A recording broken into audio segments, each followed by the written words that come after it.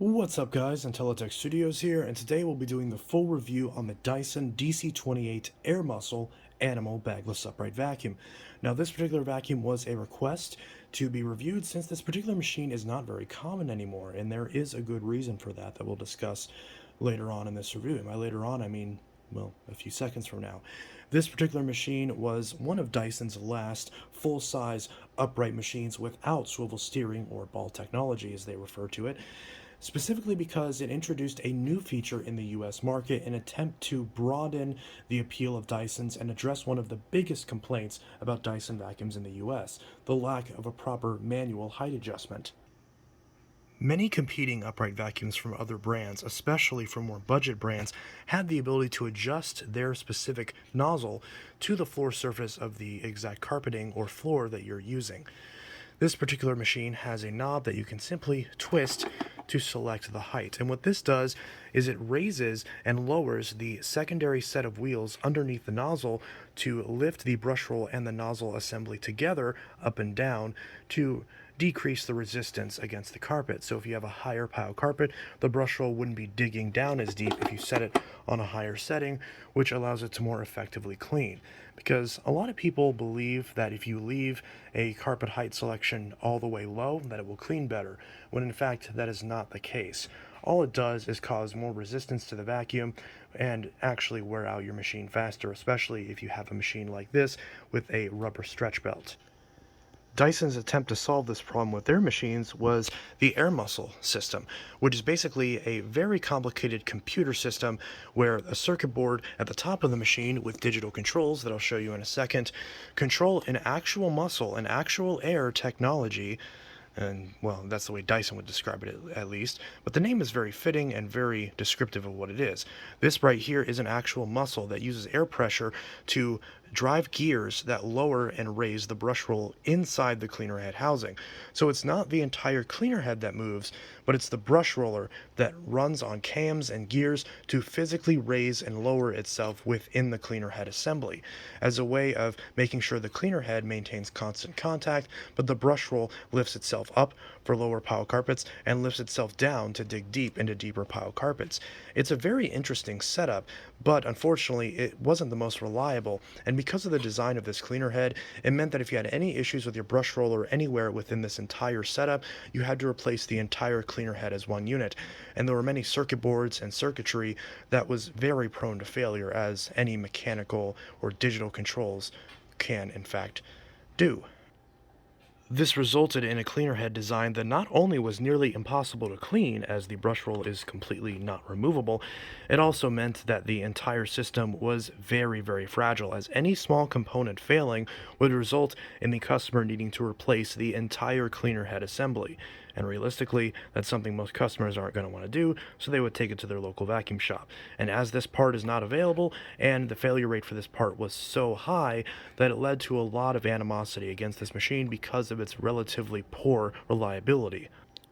So even though this idea was very ambitious, its actual execution was relatively poor, considering that the reliability definitely had a big hit on the adoption of this machine and caused a lot of customers to be frustrated, as their machines just simply weren't reliable compared to the old DC07s and DC14s they were replacing, even if this machine cleaned much better when it was functional. When you want to use your Dyson DC28, the first thing you'll do is you'll power it on with the power button right here on the top of the handle. Right behind the power button is 4 floor selection switches. Now these are actually digital switches that are attached to a circuit board. They are physical buttons, but they attach to a control board underneath. And this control board has a really bad habit of failing. And of course, if this fails, you can't really use the machine for your floors, as it won't actually adjust properly, and a lot of times will cause the cam to spaz out and move up and down, creating a not very reliable cleaning experience. But when this is fully working, you're able to select the proper height for your floor relatively easily. Unlike some other vacuums height adjustments where they just have a 1 and 2 selection, usually for carpets and bare floors, like a lot of the old Oryx, this actually describes what each button does. This button is for bare floors, this button is for short pile carpets, this button is for medium pile carpets, and this button is for deep pile carpets. For my particular carpeting, the deep pile is the correct section. Although it is worth noting that when you select one of these buttons and you pull the machine back to vacuum, when you put it in the upright position to use the tools, the brush roll will shut off, but it will remember the section that you made, the selection that you made, and whenever you pull it back, it will stay on that selection until you manually select a different button. But when you shut the machine off and turn it back on, it will default to the medium pile option. And also, if you have this on any of these other options, it will default to the medium pile option with the brush on, even if you previously were vacuuming bare floors when you shut off the machine. That feature was introduced in order to prevent customers from returning the machine, believing that the brush roller was defective. In fact, related to the reliability of that circuit board, if you Google Dyson DC28 Animal, one of the pre-written questions that people often ask is, why won't my Dyson DC28 turn on? Clearly describes how often that circuit board fails on these machines. And here we will demonstrate the power and all the 4 different options. Note this will get loud. Headphone warning. 3, 2, 1.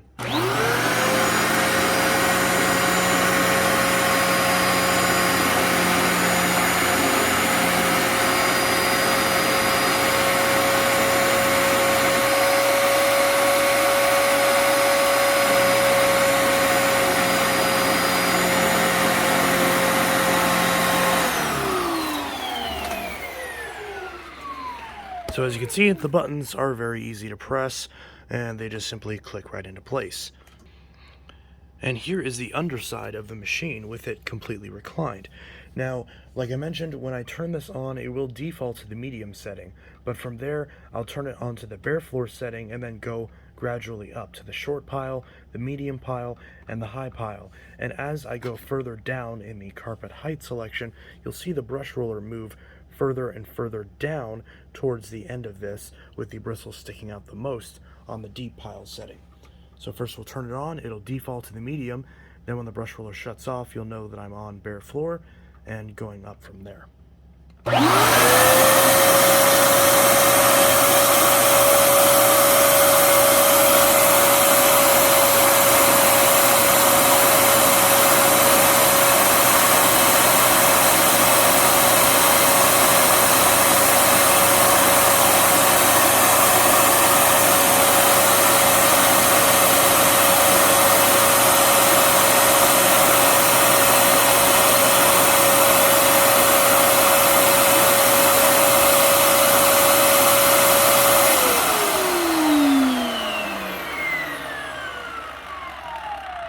So there are those gears that I was mentioning. So the entire brush roller is on a cam, and both ends of the brush roll will move up and down depending on which height you selected for your carpets. It's actually a pretty cool system. It is very complicated, and it's not the most practical in the world, but from a technological standpoint, it is certainly very impressive. And if you're a big fan of technology or any sort of just intricate gadgets like I am, then this definitely is a really, really cool thing. Although there are a couple drawbacks to this design. First is the aforementioned reliability, and the second is the fact that because there's a big gap right here to allow for the brush roll to move up and down in this housing, stuff can get stuck both in the sides and in this little section right here. So it's important to make sure that the hair is completely cleared off this brush roller and that there's nothing jammed in it. Now, this does have a little line right here that you can cut hair and other things off of this brush roller, and for some reason, and I'm not saying this like it's a bad thing, although that sounded like it was, but I've noticed, even though this machine does not have any sort of anti-tangle technology, as I've used it for the last few days, I've not had any issues with hair tangling around this brush roll, other than a little bit, but that little bit was right by this gear right here where the belt is. So you want to make sure this is clear, because if any debris gets stuck in this, it could jam this mechanism when the brush roll tries to go down, and that's really bad, because again, you cannot replace any part of this without replacing the entire cleaner head, which is also unfortunate because, yeah, and some of the bristles actually are falling out of my brush roller, but again, I can't really do anything about that, so that's not good. And also, I'm very particular about my vacuum being clean, and this window is very gross, and there's not really much I can do about it besides stuffing a rag in there and pulling it the other way out. there's not really any good way to clean this, because the only way to really properly clean this is to remove the brush roller, and again, that's not really a thing. Yes, it technically is, but as far as Dyson's concerned, this is an entire cleaner head replacement when the time comes. So thankfully that time has not come yet for this unit, and it's still working well over a decade later, as this machine is from 2009. I may have slightly misspoke. This machine was made in the 49th week of 2010 and was discontinued promptly in 2011. So we talked a good game about its design and all the engineering that goes into this and reliability, but none of that is really important when it comes to a vacuum. How good is it to actually use, and how well does it perform? I've been using this machine as my main vacuum to clean the living room and a good chunk of my house for every single day for the last week.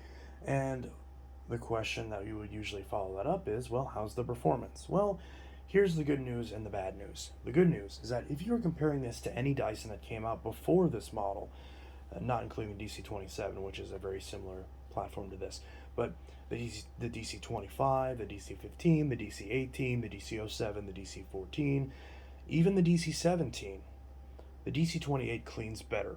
The 17 puts up a good fight, and the 28 was clearly designed as a replacement for the DC17. I still think that this machine has the slight edge in cleaning performance, especially when you compare it nowadays, and also when you compare the fact that I'm basing that off of a DC17 with a brand new brush roller compared to a DC28 that has a 10-year-old worn out brush roller. The 28 still cleans a little bit better. So if you're talking about them brand new, I'd be very confident the 28 cleans better than any Dyson that's came out previously, with the DC17 and the DC15 putting up the best fights. But the 28 still edges it out, especially compared to the DC25, which was not a good carpet cleaner at all, and neither was the DC07 and DC14. However, this machine is still performed better, or I should say outperformed, by, and this is where the bad part comes in, newer Dysons. So the Dyson Ball Animal 2, Animal 3, UP13, everything after the DC65 cleans better than this machine. And that comes without all the complexity of this design and the extra few pounds in weight that are added to this, because remember, this is 20 pounds. The newer Dyson Ball Animal 2, the UP13, the UP20, and the new Animal 3 UP30 are all 17 pounds. This is 20 pounds. Now, it's kind of impressive that it's only a few pounds more. That's obviously a much chunkier design with a lot more complex parts and weight, or at least things that you would assume would add weight. The fact that it's only 3 pounds heavier is kind of impressive in of itself, but you definitely feel it when you're picking up the machine. But the good news is that while you do feel the weight when you pick up the machine, when you're actually using the machine, it's still really good. So as long as you're leaving this on only one floor of your house, you don't notice the weight, because pushing it and pulling it is very simple. And this is one of the things that's always been great about Dysons, the user experience. Even though this machine's 20 pounds, it's incredibly easy to use. You simply place your foot right on the front of either side of the cleaner head and hold it down while you pull the machine back.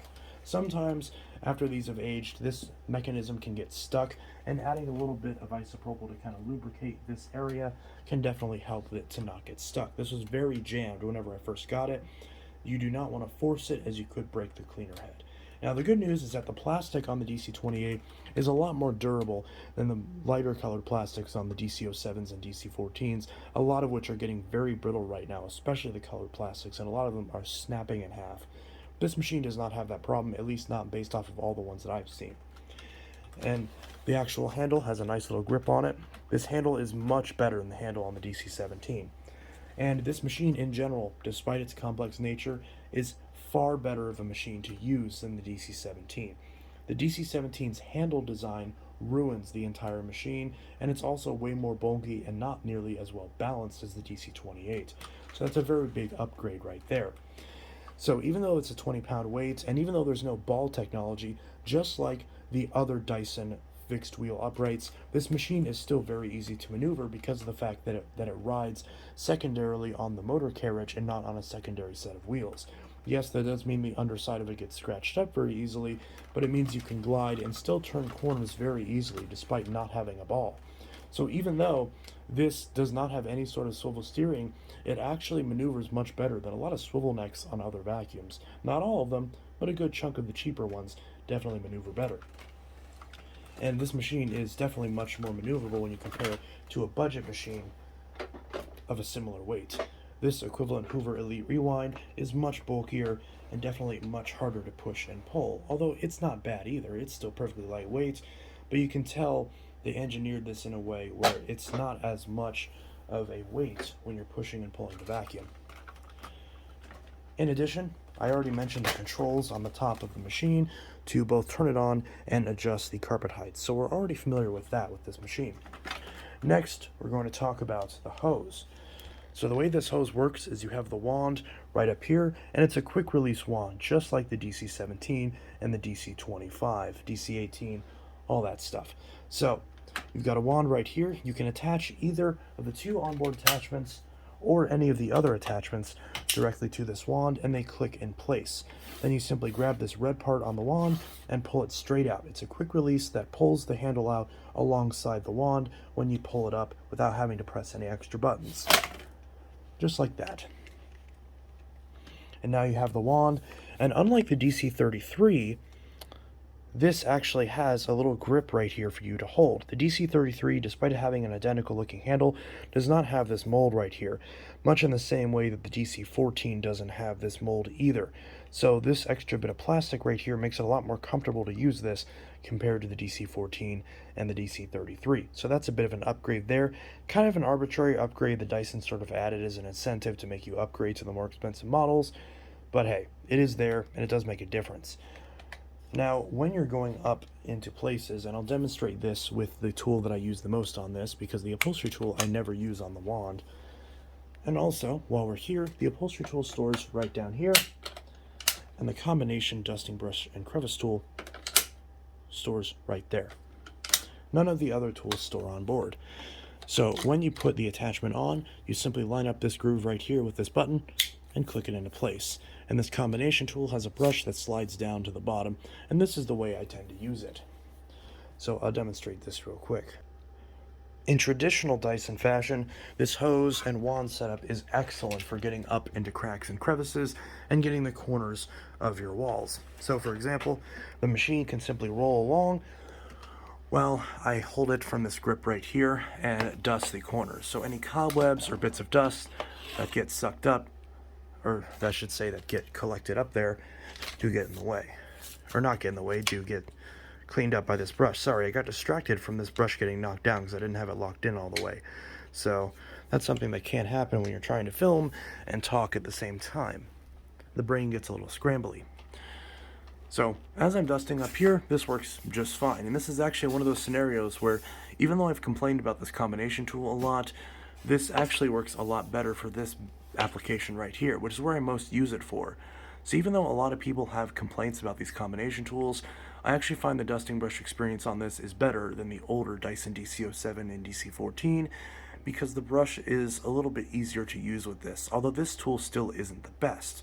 But the good news is that this has the exact same attachment fitting as the newest Dyson Ball Animal 3. So whether you're talking about the wand or the hose, you can use all the attachments from all the newer Dysons on this machine with no fuss whatsoever.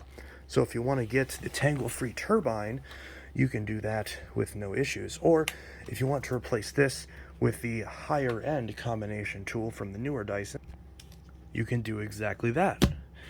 Even though this tool looks very different and is much longer, it's the exact same fitting.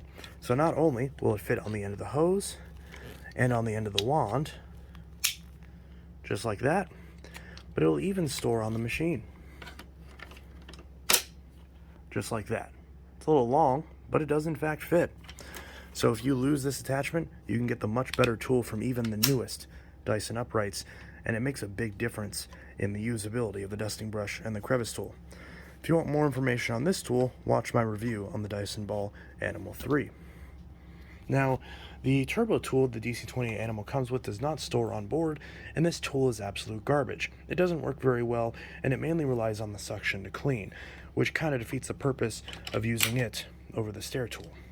But like I mentioned, the newer attachments do fit, so you can get the Dyson Tangle-Free Turbine or the Groom Tool or any of the newer Dyson upright attachments, and they all fit on this machine just fine. Dyson's attachment ecosystem is second to none, and you can even get an adapter for this that will let it adapt to 1.25" fitting, which will then allow you to use not only your old Dyson attachments from the DC07 and DC14, but also universal attachments as well, which definitely gives you a lot more options for cleaning. So zero complaints with the overall attachment ecosystem on the DC28. I'd also like to mention that using the tools on this is actually much better than on the Dyson Ball Animal 2 and Animal 3. The UP13 and older don't seem to have this issue, but with the Dyson Ball Animal 2 and 3, the suction I've noticed is significantly stronger, especially for the tools and for the base, and that actually causes more issues than it solves, because these machines have adequate suction. In fact, they have the perfect amount of suction. It's just enough to get all of your cleaning done, and it also is enough to give you a little bit of extra power, but it's not so much that it's unusable. On the Ball Animal 2 and Animal 3, the suction is frankly way too much. It's not necessary, as the vacuum has no problem spinning up turbines, and yet they still insist on adding more suction to those units, which doesn't make any sense. It only causes the machine to clamp down to more materials, which used to be the antithesis to Dyson's design. Remember on the DC07 when they designed their attachments with specific ventilation holes so that way the attachments would not get caught on certain pieces of furniture as a result of having too much suction? Yeah, Dyson has completely abandoned that design language, and thankfully that very bad decision has not trickled back to the DC28. So again, using the attachments on the DC28 is much better than any newer Dyson because you have access to all the same fittings. The suction is not nearly as obnoxious, the hose doesn't fight you nearly as much, and the vacuum is much more sturdy when you're using the tools, so you're much less likely to knock the machine over compared to newer ball units. The biggest complaint that I have is actually something that a lot of people praise the 28 for compared to newer units. Yes, the metal wand is nicer and makes the machine feel sturdier, that's a positive. But the negative is if you are used to the DC41 and newer wand setup, it is a little annoying how the wand is significantly heavier. This is still much easier to use than the DC07 and DC14 since the wand itself is a little bit narrower. But that comes at two disadvantages. The first is that the wand is narrower, so it's more likely to clog, and the second is it's still heavier than the plastic wands on the Dyson DC41 and newer. So even though I'm a big fan of the hose handle, this definitely is a little bit more unwieldy than the plastic wands on the newer Dysons, so there is a trade-off there, and it'll be a matter of personal preference which you prefer. When you're done with this whole setup, the combination tool stores right up here. The stair tool stores this way, right here on the machine, and the hose clips onto the wand right here. It has a little groove for the button to click into place. A little tricky with one hand, but it does get on. And finally, we're going to take this, slide it in the top, and click it down into place, and the wand slides back down, flip the cap down, and we're back to upright mode. And again, like I mentioned before, the brush roll will not spin when the machine is upright, so you don't have to worry about it burning any carpet like some of the Hoovers that I previously reviewed, the newer version that replaced this. Next up is the official Intellitech Studios pickup test, but with a twist, and that mainly is a result of the previous performance that I've noticed this machine on bare floors. This machine excels when it comes to fine debris on bare floors for the same reason why it fails with larger debris. Because of the cleaner head design, where it completely seals itself to the floor, on the bare floor mode, anything that's larger than fine debris struggles to get underneath the base in order for it to get picked up. So as a result, it just doesn't get picked up, or it gets stuck in the base until you move it over to the carpet and turn on the brush roll and hear a bunch of stuff clank up into the machine. So this machine does work great on bare floors for fine debris, but for anything more than fine debris, like crumbs, cat litter, animal food, especially dog and cat food, it really struggles with that type of debris. So it's not the best vacuum for bare floors, but you can get over it by using the articulating hard floor tool on the end of the wand and essentially using it like a canister. But as far as using the AirMuscle technology on bare floors, it's not the best, and that's why I added some larger debris to the floor and carpet section to demonstrate this point that I'm making. So let's do it real quick. We'll be using the deep pile mode on the carpet and switching over to bare floor once we hit the bare floor.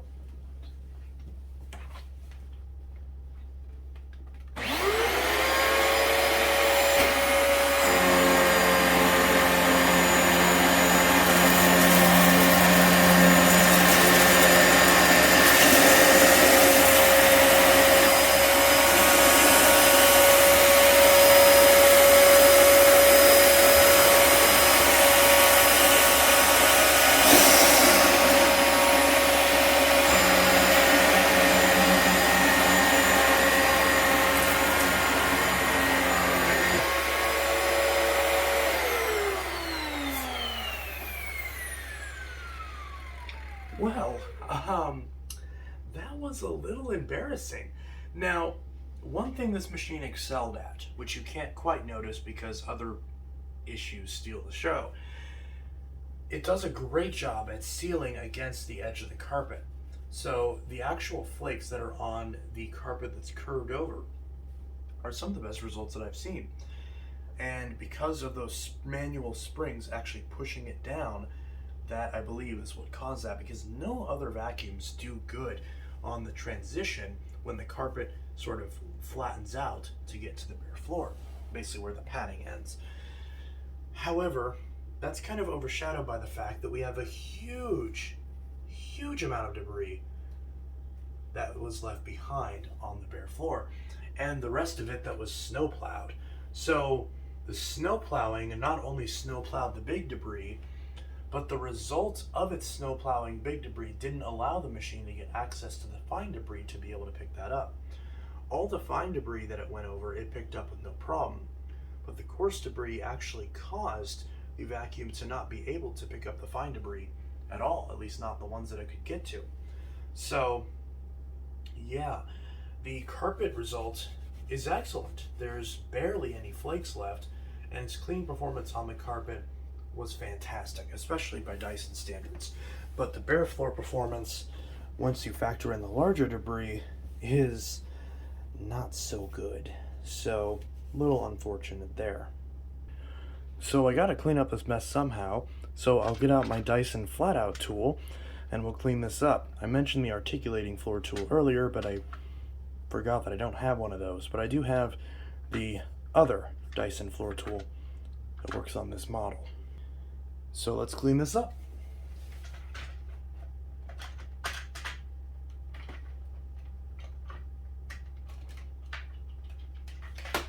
Oh, okay. Well, struggle to get that on. That's okay. And one thing I do also notice is that because of the wand being longer as a result of the handle, using the hard floor tool is a lot more comfortable than it is on the Dyson DC41 and newer, because those wands are a lot shorter and nobody ever talks about that. But it really hurts the usability when it comes to using a bare floor tool on bare floors, or just using any attachment against the floor versus up high. So we'll do that real quick.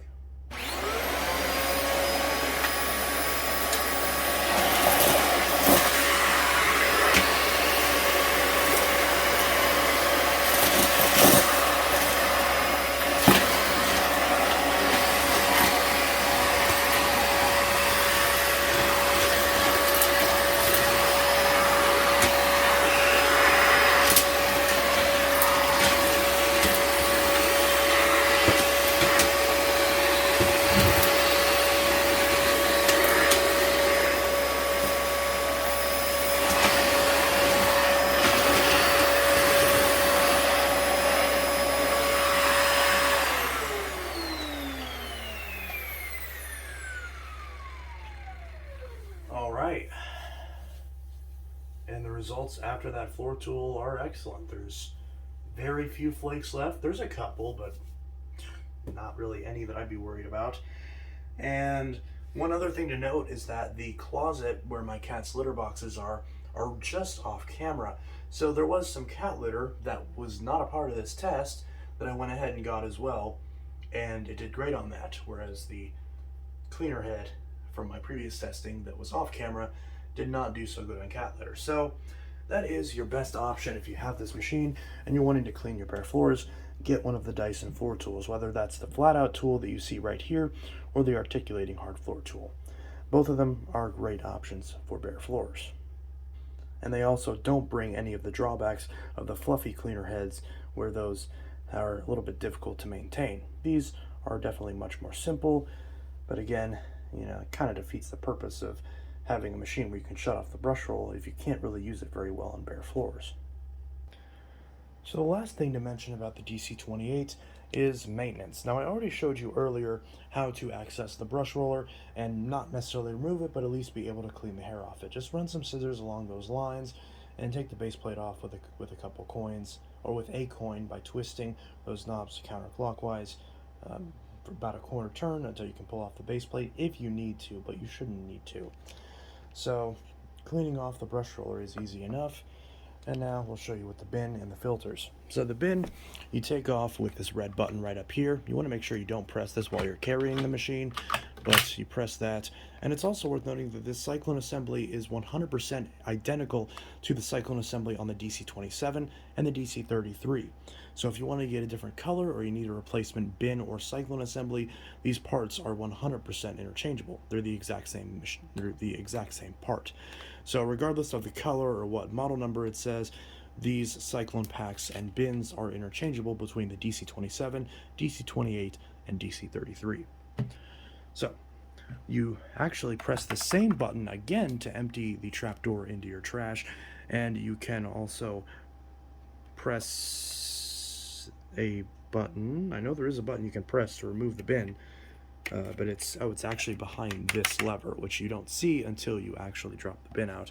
The max line is right here. You want to empty it before it gets there, and the actual cleaning performance of this is excellent. There's a lot of fine dust, and there's a lot of grit in here, in addition to the fine debris that we just picked up.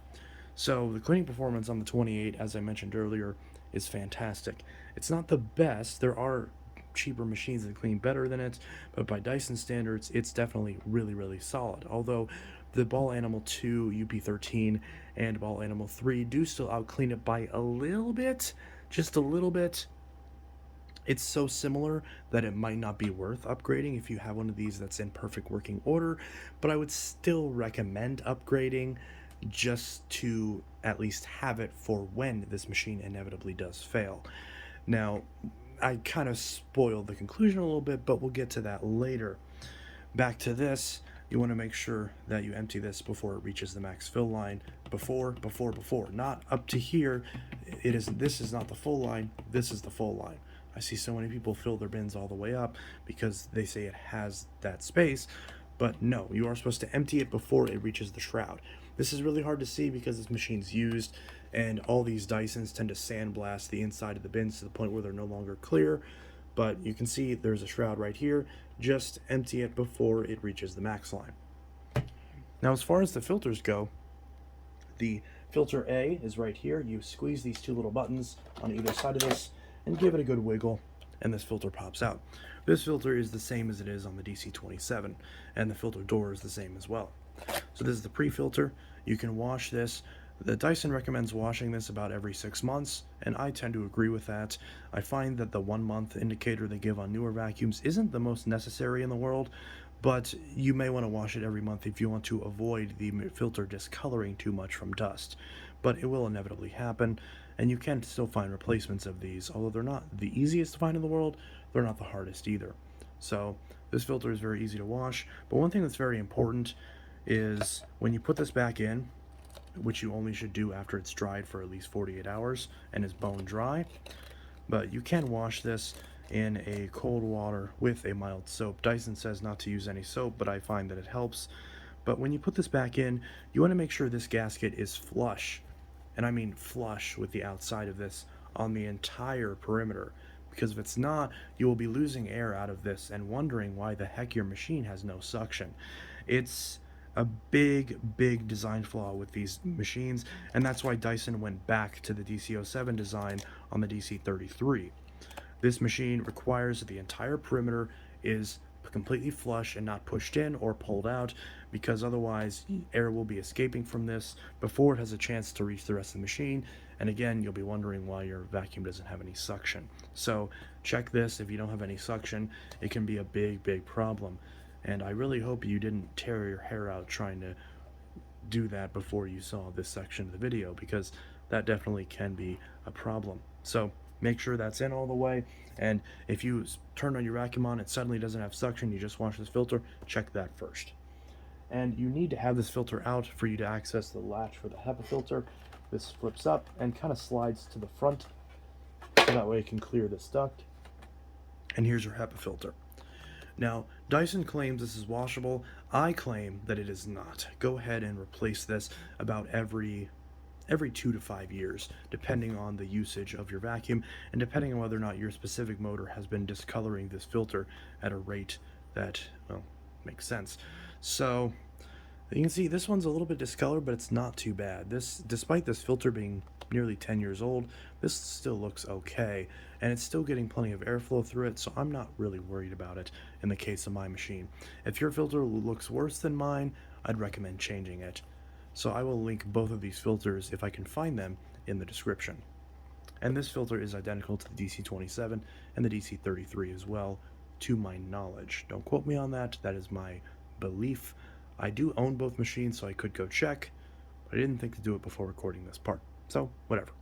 But either way, whatever this proper filter is, it will be linked in the description if I can find a replacement. And that slides right up top. And the way you put this in is with this little groove facing towards the top. So just like this. And you slide this back over. Again, it's a little tricky to slide it back over. You make sure this is lined up. And push it down until it clicks into place. Mine doesn't really like to click anymore, so you got to kind of manually push it in place. It's not the most sturdy in the world, but I'm going to make sure that is on. Then we're going to take our pre-motor filter in its housing, push it back in until it clicks into place. This is a little tricky to line up as well, but you'll know when you get it in place. Put the bin on and snap it back into place. Unfortunately, the airway inspection valves of the DC07 and DC14 platforms do not exist on this machine, so checking for clogs is much more convoluted. But you do still have one easy area to check for clogs, and that's right underneath here. There's a little valve right here that you simply unclip, and if there's anything that's stuck in this area, like a pencil or something like that, you can easily retrieve it from this area. So instead of there being a U-bend like on the DC07 and DC14 and DC33, there's just this clear housing that you can unclip and swivel to access this ductwork. And you push it back on until it clicks into place. Just like that. So, final conclusions. Oh, and I forgot to mention, like every Dyson, it has a 30-foot cord, no complaints, plenty of length. The Dyson AirMuscle is definitely a big failure in Dyson's book, not because it didn't do what it was advertised to do. It cleans very well, especially by Dyson standards. It's still perfectly maneuverable, unlike the Dyson Kinetic, despite having no swivel steering, and its versatility is nearly unmatched by every other Dyson, considering the amount of carpeting this works on without bogging down, again, compared to other Dysons. So why is this a failure? Well, again, the repairability and the failure rate. The long-term reliability of this cleaner head and circuit board design has just been abysmal for a lot of customers who bought this machine, and it's been the biggest issue for a lot of repair shops back in 2010 and the years that followed, as many customers had to get entire cleaner head replacements fitted to their machines, or had to do lengthy individual repairs for specific components for parts that often were not available, or were out of stock, or were just simply not possible to repair. So that caused a lot of issues for customers and repair shops alike, which explains why Dyson's attempt to otherwise do what makes a ton of sense and sort of streamline the ability for a vacuum to adjust to different flooring types, it explains why that ultimately was not the best idea in the world. And it's kind of a shame, because an AirMuscle 2 would be very fascinating to see. But much in the same way of Dyson's washing machines, it was a one and done affair. So, the Dyson AirMuscle, while it definitely is a machine that I particularly enjoy, I definitely won't be using this as a daily driver anytime soon because, again, the failure rate of this is so high. And if this breaks, the cleaner heads are not available anymore. The circuit boards are not available anymore.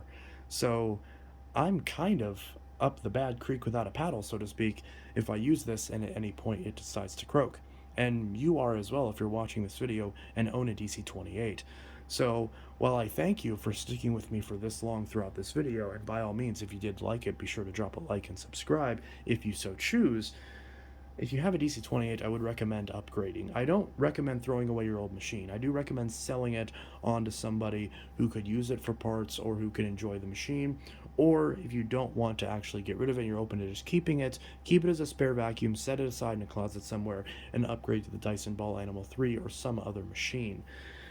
Because if you are upgrading to the Dyson Ball Animal 3, you do get a lot of improvements. You do get an anti-tangle brush roller that doesn't have any of the reliability issues of this platform, and you have a much more maneuverable machine with a much better design language that has a lot less issues in some ways. Now, there are issues with the newer Dyson balls, but they don't tend to be nearly as prevalent or nearly as difficult to deal with as the DC28's cleaner head platform. So that is generally what I'd recommend. If you're a Dyson fan, now is the time to upgrade to the Dyson Ball Animal 3. So yeah, again, the DC28 performs very well, and I definitely do really enjoy the machine, but it's unfortunately end of life. So, with that said, if you have a DC28, what do you plan on upgrading to? Are you still wondering what machine to upgrade to? If you are, definitely drop it in the comments below, and I can definitely help you find a machine that would work good for your home and for your specific budget. So anyways, this is Intellitech Studios signing out with my full in-depth retrospective review of Dyson's AirMuscle DC28 Animal Bagless Upright Vacuum. If you enjoyed this video and found it helpful, be sure to drop a like and subscribe, or don't if you don't want to. And by all means, if you have any questions, if there's anything that I left out in this review that you wanted to see answered, I try my best to answer every possible question and every possible potential question about this design, hence why this review is so long. But if I miss something, be sure to drop something in the comments below, and I'll happily get to it as soon as I can. To whoever requested this video, I hope you enjoyed it, and let me know what you request next. Anyways, this is Intellitech Studios signing out. I'll see you guys in the next video, and I hope you all have a good one. Peace.